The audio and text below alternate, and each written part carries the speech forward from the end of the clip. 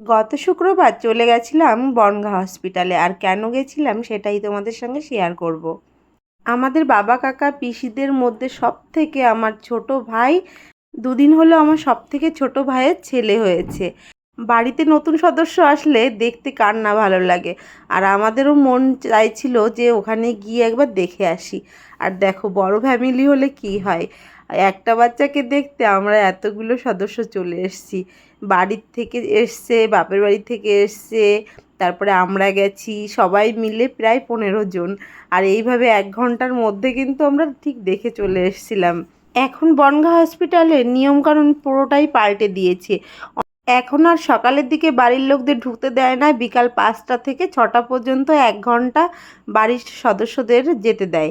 তো আমরাও সেই টাইমে পৌঁছে গেছিলাম, 1 ঘন্টা মতন সময় কাটিয়েছিলাম সবার সঙ্গে। এদিকে আমার পিসির নাতি, মানে আমার পিসির বড় ছেলের ছেলে, ও তো ঠাকুমা ছাড়া থাকতেই চাইছিল না। সেজন্য আমার ভাই বউ নিয়ে চলে এসছে হসপিটালের কাছেই পিসির সঙ্গে দেখা করতে। আর যতক্ষণ থাকলো ঠিক ততক্ষণ ঠাকুমার কোলেই থাকলো। পিসির প্রতি ওর খুবই টান। তো ওর মাকেও তখন চেনে না ওর, যখন ওর ঠাকুমার কাছে থাকে। যেহেতু বাচ্চা নিয়ে রুমের ভেতর ঢুকতে দেবে না, সেজন্য কয়েকজন ওখানে থেকে গেছিলো আমার ভাইপোকে নিয়ে। আর আমরা কয়েকজন চলে এসেছি দেখতে। এই যে সবাই মিলে চলে এসেছি, আমার পিসিমা, পিসমশাই, আমার ভাই বউ, দিদি, বোন, মানে সবাই যে কজন এসছি। এখানে তো প্রায় অর্ধেক এসছে। প্রত্যেক দিন এভাবেই সবাই দেখতে আসছে। বাড়ির নতুন সদস্য এসছে, না আসলে হয়? নতুন মায়েরা বিভিন্নভাবে মানসিকভাবে বিপর্যস্ত থাকে।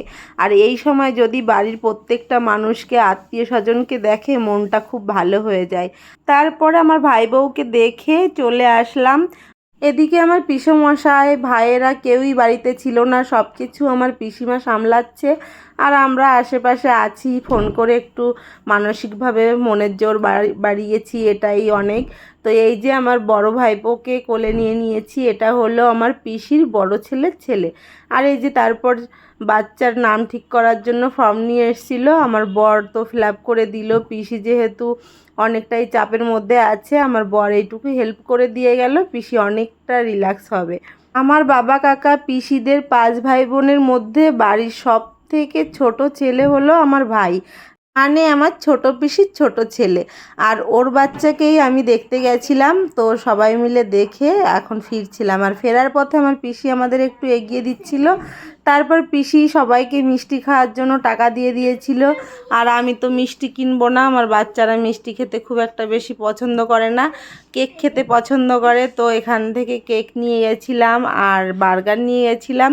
এইসব খাবার কিনে বাড়ির দিকে রওনা দিয়েছিলাম। আর এসছিলাম কিন্তু দুপুরে রান্নাবান্না করে সবাইকে খেতে দিয়ে তারপরে দুজনে বেরিয়েছিলাম। 2 মেয়ে যেহেতু দাদা ঠাম্মির কাছে ছিল, ফোন করে বারে বারে বলছে মা খাবার নিয়ে আসবে। আর মা বাবা যদি বাইরে থাকে, ওদের তো খাবার খেতে ইচ্ছা করেই। আর সেজন্য ফোন করে করে বলেই যাচ্ছিল মা এটা আনবে ওটা আনবে। তো খুব বেশি খাবার তো নেওয়া যাবে না, সবাই খেতে পারবে সেই রকম 2-1টা খাবার নিয়ে গেছিলাম। আর আজকের ভিডিওটি কেমন লাগলো সবাই কমেন্ট করে জানিও। আবার দেখা হবে নতুন আরেকটি ভিডিওতে। ততক্ষণ পর্যন্ত তোমরা সুস্থ থেকো, ভালো থেকো, সাবধানে থেকো। টাটা।